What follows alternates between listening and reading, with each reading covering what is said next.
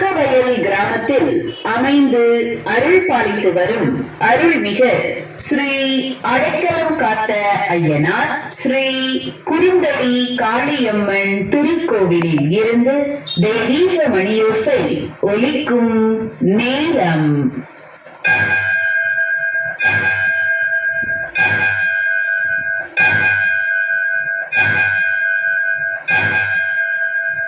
நேரம் காலை 6 மணி.